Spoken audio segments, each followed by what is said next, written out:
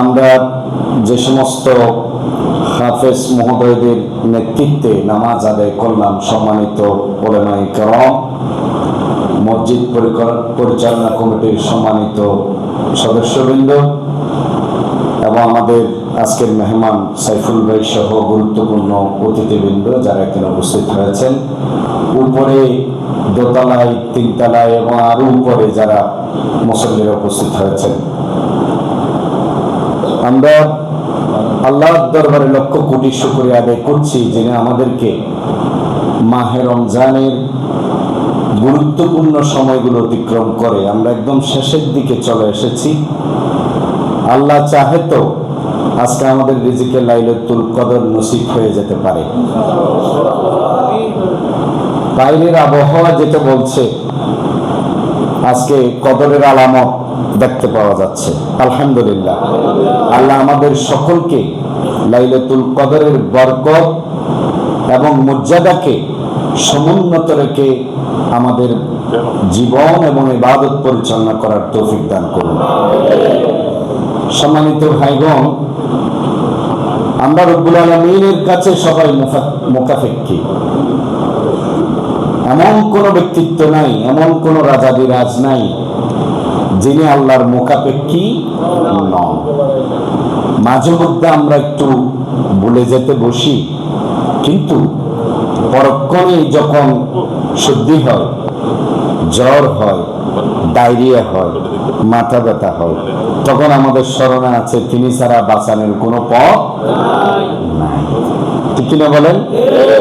সম্মানিত ভাইগণ, আপনারা সেই বর্ণনা শুনেছেন, সম্রাট শাহজাহান আসরের নামাজের পরে মসজিদে আল্লাহর কাছে কাঁদছিলেন। বাইরে একজন ভিক্ষুক বিভিন্ন জনকে ভিক্ষা চাচ্ছেন। ভিক্ষুককে একজন বললেন যে, ভাই, তুমি আমাদের এত মানুষের কাছে ভিক্ষা না আছে, মসজিদের ভিতরে যিনি আছেন একাকী, উনি বের হওয়ার সময় ভালোভাবে তুমি তাকে ধরবে। যদি ধরতে পারো তাহলে তোমার ভাগ্য পরিবর্তনের জন্য আজকের দিনটাই যথেষ্ট হতে পারে। উনি কথা মনোযোগ সহকারে শুনলেন। মসজিদের কাছে গিয়ে কেন উনি বেরোচ্ছে না, বারবার ওখানে তিনি তাকাচ্ছেন।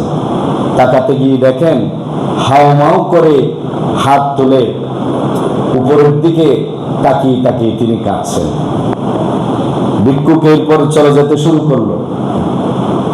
ওরা বললো যে, ভাই, তুমি এতক্ষণ আমাদেরকে ভিক্ষা চাইলা, তোমাকে বললাম যে আসল মানুষ ভিতরে। বলে যে, আমার চোখ খুলে গেছে, আমি মানুষের কাছে ভিক্ষা চেয়েছি।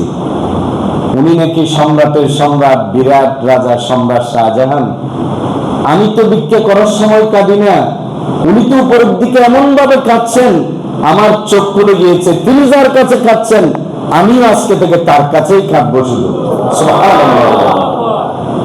সম্মানিত ভাইগণ, আসহাবে রাসূলদের জীবন যখন আমরা দেখি, আপনাদেরকে আমি বলবো, আমরা রমজান ঘুমের মধ্যেই কাটিয়ে দিচ্ছি। আমি আমার কথাই বলছি।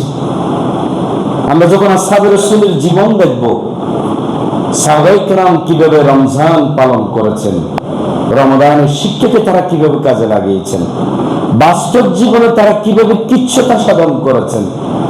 হযরত আবু যর গিফারী রাদিয়াল্লাহু তাআলা আনহুর বাসায় গিয়ে আবু যর গিফারীর ইতিহাসটা একটু পড়বেন।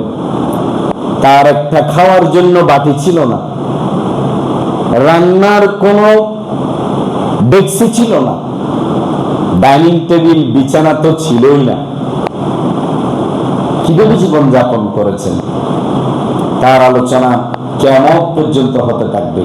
কারণ তার মর্যাদা টাকা পয়সা, অট্টালিকা, ট্রিপ্লেক্স, ডুপ্লেক্স, 6 তলা 10 তলা বিল্ডিং দিয়ে মূল্যায়ন হয়নি। তার মূল্যায়ন হয়েছে কিসের কারণে? আল্লাহ ভীতির কারণে, খোদা ভীতির কারণে, তাকওয়ার কারণে। এই রমজান এসেছে, আমি 51 বছরে 51টা রমজান পেয়েছি, বুঝে পেয়েছি, না বুঝে পেয়েছি। আমি যদি এই রমজানের শিক্ষায় আল্লাহকে ভয় করতে না শিখি, তাহলে এই রমজান আসবে আর যাবে। আমার ভাগ্য পরিবর্তনের জন্য এই রমজান কোন ভূমিকা পালন করতে। রমজানের মূল শিক্ষা হলো আল্লাহকে ভয় করা। আল্লাহকে ভয় করতে হবে। আল্লাহকে ভয় করতে হবে। আমরা কি আল্লাহ